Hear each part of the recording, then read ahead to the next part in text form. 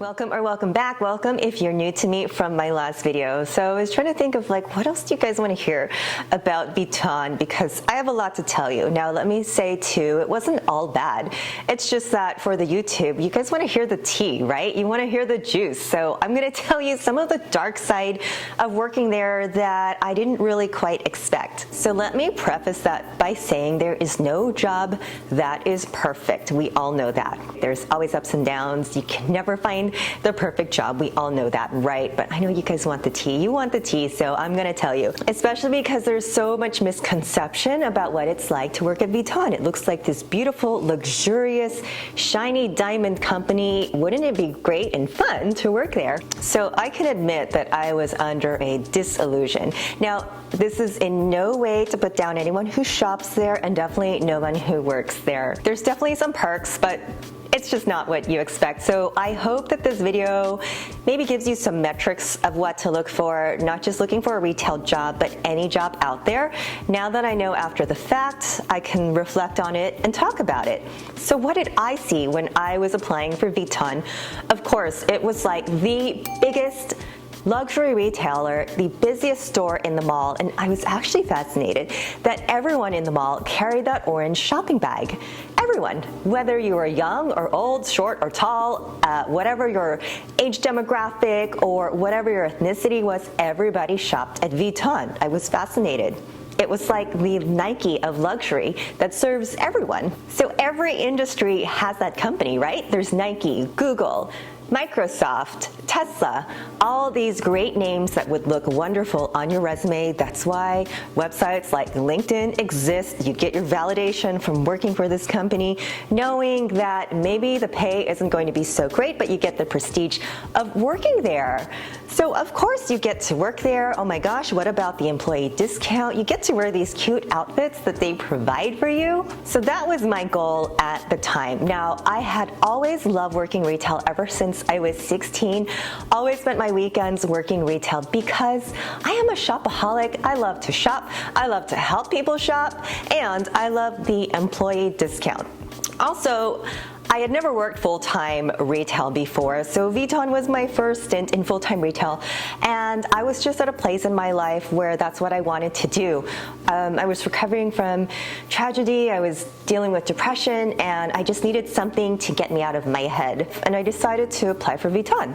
Let's go for the biggest retailer, the shiniest store in the mall, and I really thought too, this must be so much fun that you get to show expensive handbags to the rich and elite. I didn't even know what that environment would be like. You know, I'm thinking caviar and champagne, and everyone loves going into Vuitton because it's a beautiful store and they expect the best of the best.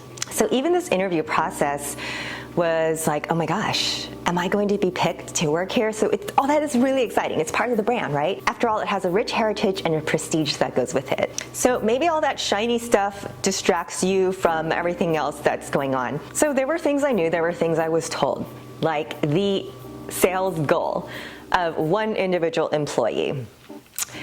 My sales goal monthly, mine, just me, $100,000. If you've worked in retail, you might think, is that your store goal for 3 months? No, that is each salesperson's individual goal. And by the time I had left, because they keep raising that goal every month. So by the time I'd left, it was like 120 to 140K that a full-time salesperson was supposed to goal to make per month. And now that I have associates writing me from all over the world, some part-timer goals in some areas of the world, some areas of the US, their part-time goals are now 140 and up. So with each price increase is a goal increase. Do you know what I started to realize? Now, last video I talked about Bernard Arnault, the owner of LVMH, richest man in the world, tied with Jeff Bezos, the owner of Amazon. So Amazon's known for delivering your packages within 48 hours. Who does that put the pressure on? The people who pack the boxes and then deliver it to your house. Now, in no way am I comparing the labor skills of these jobs. But what it has in comparison to working for Vuitton, so these companies are both owned by multi-billionaires. Kudos for them for being multi-billionaires.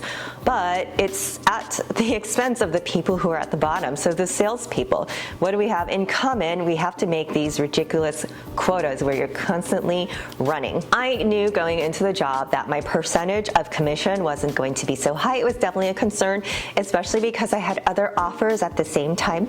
And my hiring manager, she said, don't even worry about it. It's not a problem. This particular store has the biggest volume, one of the biggest volumes in the entire US, which was absolutely true. However, let's get into that in a bit. On top of the sales goals, even if you were hitting a goal for the month or the week or whatever, there were category goals. So you'd still get pulled aside and hey, what about your perfume goal? Okay, I always went beyond my perfume goal. So for me, it was like, you didn't sell enough shoes this month.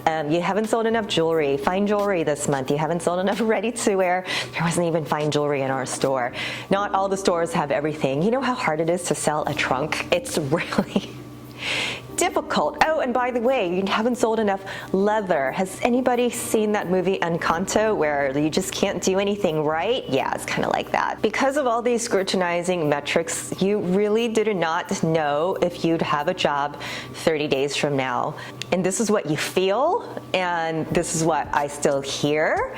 And that's why the tension in the store, the environment, it can be very competitive. I know it's like that in every retail position, but for those goals to get higher and then our compensation to not change, that's really kind of almost abusive, wouldn't you say? So in addition to showing product, it became a corporate initiative to have everybody ring the product through their phone instead of using the registers. So they took away that support for us, and then you had to wrap the product on your own, get the water, get the perfume samples, get shoe sizes, run back and forth. I think it was like 5 miles a day that we were back and forth on our feet. Again, please do not compare your job to this. I'm just telling you what happens in Vuitton, why people think it's so luxurious, and why I'm telling you it is not. Oh, and we had to look out for shoplifters and keep the store visually merchandised, because if any of these things occurred on our time, the sales associates are the ones who get yelled at. So let's go back to those sales goals and the volume of the store. Yes, the volume of the store was huge. We were expected to do at least 10K, and that's on the low side because some days 20K. Okay, I'm not kidding when this store was so busy, there were so many people coming in and out, but a good percentage of the transactions were returns. So this was always like 2 steps forward, 1 step back. It was like on a treadmill where you're getting nowhere. And some people are not going to like that I say this, but this was a shocker to me, of having to go into the store and spending thousands of dollars. The amount of carelessness I saw from clientele. Not everyone, though. I definitely had some great clientele, some that are still in touch with me. If I haven't seen you, I miss you, really. But now there's one thing, like, you just cannot deny the entitlement of customers is just getting worse and worse. So before online shopping was a thing, most of these stores didn't even have a return policy. It was 14 days exchange or store credit only. The only stores that would allow refunds is Nordstrom's. And then all the stores turned to online shopping where you had to give a refund policy in order to ensure the comfort of the person who's shopping from home. Totally understand that. Of course, it's been abused. I'm not kidding when I say 30 to 50% of our day were customers just coming in with unrealistic demands. Okay, so what do I mean by that? Unrealistic expectations. I can't make this stuff up because every day maybe 30 to 50% of the clients would, let's see, first come in the store like this. Hey, why isn't anyone helping me? I need some help. Like, not seeing that you kind of have to wait your turn. It's a luxury environment. But from my first day on the floor, and I was shocked to see the amount of customers who would come in, let's say with a pair of shoes and say, well, I wore these shoes, I wore these loafers, and look, they creased. Well, yeah, that's what shoes do when you put your feet in them. Well, they shouldn't do that because they're Vuitton. Okay, or look at my handbag. I've only worn it a few times. And they'll pull it out, and it literally looks like it's been run over by a car several times. And then you look at the purchase history, and this person has had the bag for 8 years. Well, I don't believe that should happen because it's Vuitton, so you should repair it for free or just upgrade it and let me exchange it for a different bag. No kidding. I know this sounds off the wall. Like, really? Really, really? Yes, this did happen. Constantly. I love that one of my viewers commented, "It is LV made, not Jesus made." Thank you. Like I said in my previous video, they are not dipped in gold. They're not made of titanium. The price tag that you pay for these bags is for the privilege of being a walking billboard for the brand. That LV logo that makes you feel so prestigious. So listen, I'm not saying that you have to kiss your sales associates' ass for good service, but there's definitely a difference than treating someone with respect. After all, we are not just retail workers, like some of you may think. There's a big difference about being a good customer or being the one who says, "Why don't you have this bag? I drove all this way and you don't have the Pochette Matisse. Why don't you have more products for us? Why don't you have more products that are at the $1,000 level? Why can't I just exchange this for a new one? Why can't I just get a free repair?" Yeah, the demand in the voice, just because you're in there spending thousands of dollars or whatever it is, does not mean you get to treat people inhumanely. This is why I encourage everyone to work a retail or restaurant job. The customer is always right went out the window like a few years ago because the sales associate does not need to cater to your every needs. Anyways, back to my point, I was really shocked about this entitled customer. My previous job, I had worked for a cosmetics company, so my job was to go through all the Nordstroms and Macy's in the area, and then I would see how people would use their entire foundation bottle and then try to return it. I thought, well, there's no way they would do that on a purchase that's thousands of dollars, and oh honey, I was wrong. Now another thing that I saw is that, you know, with social media, people really want that elite feeling of shopping at Vuitton. They love the experience of going in there. I don't blame them. It feels good when you're like, I can buy something at Vuitton. Sure, go for it. Buy a city guide and you'll still get that orange shopping bag. A lot of people, because of the return policy, would take something home and then realize I can't pay that credit card bill. Then they would kind of be angry that they couldn't keep it. Just come back yelling at the salesperson again of something, of like, oh, I don't like something on the bag, so I'm gonna yell at you about it. Like, all of that is so unnecessary. Anyways, it was a lot of mental and physical exhaustion. Like I said, like on a treadmill, 2 steps forward, 1 step back. And this was constant. Like every day when the doors open, it was like, brace yourself. We don't know what we're gonna get.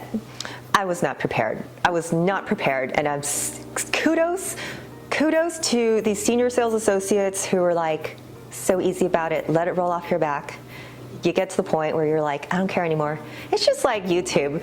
Those trolls just, okay, just let them go away. Anyways, that leads to my third point. I knew this would be a job that entailed a lot of hard work. In addition to all those duties that I entailed, we also had to do client outreach, which now I'm finding that associates are doing that on their days off, which is kind of a violation. So I knew it wasn't going to be easy, but I didn't know how physically and mentally demanding it would be. I was coming from a contract position, going into retail full-time with benefits. I was expecting to be a little more relaxed, like financially and time-wise, but I was wrong. In addition to the commission being very low, that it's like hardly nothing, full-time employees were only scheduled for 35 hours per week, not 40. The reason being, now if you're working retail, if you're in a transaction with a customer, when your time is up, you can't just leave. You have to finish that transaction before you clock out. Because of that, the store managers, they really don't want full-timers to go overtime. So they cut us by 5 hours per week. Now, my particular store manager, she would say, I don't want to pay you guys overtime because it cuts into my bonus and I need to take a vacation with my daughter this year. Okay, that last part was unnecessary, a bit of a hostile work environment, but anyways, I digress. So 5 hours less per week equals 20 hours less per month. So I was spending 1 day of the week in my other job, and then I was spending my other day off sleeping. Like out cold sleeping, could not do anything else with my day. I really thought it was just me. Like, I have not got the hang of this, guys. What's going on? Until I started to ask my coworkers, hey, what'd you do on your day off? And they would say, well, I did laundry and I slept for 4 hours. Well, I was gonna go to the gym and I was gonna do this and go to the beach and go hiking, but I slept. And I realized, like, oh my God, we are all exhausted. We are all worked to the bone, exhausted. How can we enjoy our days off when we were so tired, like we had run an endurance race the day before? And that's not a good work-life balance, and that's not a good way to spend your day off. It's a waste of time. Okay, like every other environment, there is good and bad. And if you work retail, you know it's very cliquey. But of course, there's always good and bad. There were some managers that were very supportive, specifically the ones who knew I had a young daughter, so would schedule me so at least I could pick her up a couple days of the week. I really do appreciate that. But like with any retail environment, it's always very cliquish. And if someone didn't like you, they just didn't like you. And do I look like I want to spend time kissing someone's butt? Just was not my thing. Some people are good at that, not me. There was a lot of favoritism on the floor, and unfortunately, I would see people in senior sales associates positions for years who were told that you're not ready for a promotion yet. But I thought that was really sad because I would see the hiring managers bring in people from other stores over promoting from within. And that's something that you should always look at when you are applying for a job. With that said, there's a lot I learned from this job. It wasn't for me, but I don't regret it. I just wish I knew the red flags so that I could prepare myself better for what was to come. When you're under this type of stress, trust me, it is really hard to keep a smile on your face. So I was not always the angelic sales associate, but trust me, not all you customers are angels either. So it goes both ways. What I do know is that at the time, I wasn't being true to myself. But like I said, no regrets. You always learn something, and it's a stepping stone to the next point in your life. So about those discounts, I just want to share a story about one of my clients, turned friends. She was a young mom. She loved collecting Vuitton, and she always talked to me about, like, I want to work here. I love the brand so much. So after I had left Vuitton, she found me on Facebook, and I helped her with the things she should know about applying for Vuitton. She wanted that employee discount. Well, she was hired as a seasonal employee, and to get the discount, you have to be there for at least 90 days, and they cut her before those 90 days, so I'm so sad. I'm almost like, oh gosh, I told her not to take the job, but she did. Anyways, but at least she got to experience it. So that's one thing. If you're a seasonal employee, you don't get the discount. That's different for places like Macy's and Nordstrom, where you get your discount like after 2 weeks. One huge thing you need to know, you had to wait at least 6 months for an item to be released before you could buy it. Not only that, but you would need the manager's approval for items, especially if they were super popular. If they saw, well, a client can buy this for full price, you're probably not going to get your hands on it as an employee. There were some deep discounts that we got on the employee online store, but it wasn't like you had a big selection. It was the stuff that didn't sell at the stores, and most of the time were one-offs. This is not like a department store discount, like where you can go get your skincare and your shoes and your clothes and take it home that day. Because honestly, at Vuitton, and my manager said this, there's nothing here that anybody needs. We are just selling aspiration. We're selling the dream. So that's my story. I hope you enjoyed this video. Be sure to watch my other videos about what it's like to work for Vuitton. Thank you so much for being here. My name's Michelle. I'll see you soon. Bye.